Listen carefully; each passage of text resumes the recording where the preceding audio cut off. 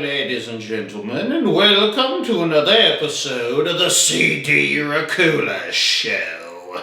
Today's show we will be reviewing the 1985 film Re-Animator. Please remember to like, share, and subscribe to the show, so maybe I can revive my career through YouTube. On with the show, on with Re-Animator! Gore, gore, and more gore. And no, it didn't have quite as much gore as the Terrifier franchise films, but for 1985 it was definitely up there. I mean, this may be the only film I know where you have to deal with a zombie cat. Oh wait, Pet Cemetery had the cat church, you're right. So zombie kitty cats are a thing, baby, and let me tell you, they aren't so cuddly. Brings me to an important question here. Which film had the better zombie cat? Church from Pet Cemetery, or Rufus, the poor cat from Re-Animator? Comment down below. Poor Rufus looks a little more like roadkill than Church does. The Re-Animator film was based on H.P. Lovecraft's Herbert West Re-Animator story. Herbert West, aka the Re-Animator, and the star of the show, was played by Jeffrey Combs, who was in loads of horror films as well as Star Trek. Herbert West is the mad scientist who just seems to be injecting everyone he can find with his serum of his. I mean, can you imagine being Herbert West's roommate in this film? Like having a Dr. Frankenstein or Dr. Jekyll living down the hall from you. No, thank you. I actually don't think mad scientists get the love they deserve, to be honest. Well, guess what? Today on the CD Racoola Show, we are going to give those mad scientists a little love. Starting, of course, with my boy from the Re-Animator, Herbert West. While I serenade you as always with Tina Turner's hit single, "You're Simply the Best." Mad scientists, you're simply the best. You're better than all the rest. Better than anyone I've ever met.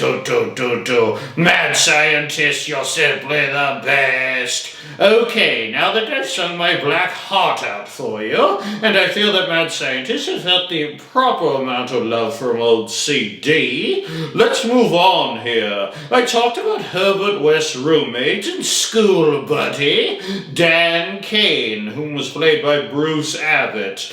Brucey Boy was also in the sequel, Bride of Re-Animator. Kind of a play on Bride of Frankenstein, don't you think? Dan Kane's fiancée, played by Barbara Crampton in this film.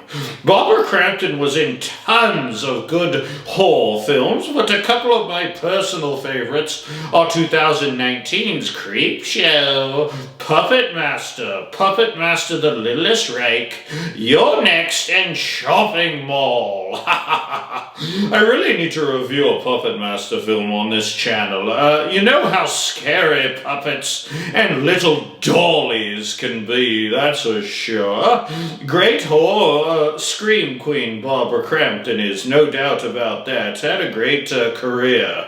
The Re-Animator had some great and gory scenes, but the head of Dr. Hill sitting on that table and the body shambling around is just etched in my rotted brain. Look at this picture here. That's Dr. Hill in the background. P.S. He is the head. Here's Dr. Hill in the sequel Bride of Re-Animator. Dr. Hill kind of stole the show for me and was played by David Gale, also in a myriad of other horror film. But I really enjoyed his work in the 1988 film, The Brain. I mean, the main reason I like David Gale, not only in this film, but in most of the stuff he's in, because he mainly plays, guess what? My favorite. A bad guy. Villains are the best. Heroes don't make films successful. Villains do. Focus on the villains. Focus on the baddies. Here's a recipe for a proper villain. 2 heaping cups of evil. You can never go wrong with adding more evil. Pinch of charm here. Villains have to be a little charming. So much so that you kind of like them, even if you're a fan of the hero or whatever. 2 teaspoons of cockiness, sorry there. The audience needs to just hate this guy. Overconfidence that his dastardly plan will work, 1 cup of unique look. We like scary here in the horror world, of course. Look is so important, and something Marvel movies skimp on with the villains in lieu of focusing on the heroes. That's why us horror fans turn our noses up at most of that garbage. A dash of ruthlessness. Yep, the villain has to be ruthless for sure. Stir these ingredients up in the villain and in your story, and that story is going to pop, baby. That's for sure. All in all, this Re-Animator film, although not that scary, certainly had some moments that could possibly inject some fear into your system, so it will get above average scores from OCD on the Scarometer. The film had a very awesome and surprise ending that certainly left it open for sequels. That I suggest you guys you watch as well, and maybe I'll get around to reviewing one of those sequels one of these centuries. I'm not worried, I have the time.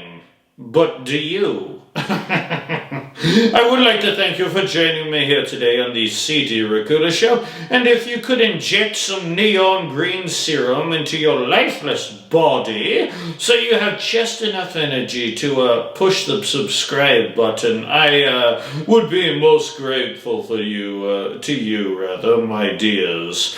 Make sure you join me here on the next episode of the show when I review the film It.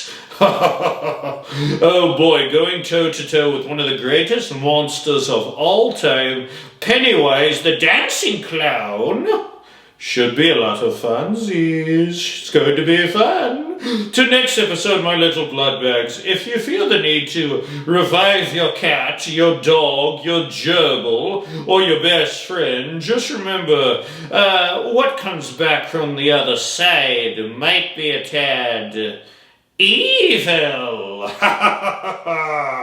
Ta-ta. Ta-ta.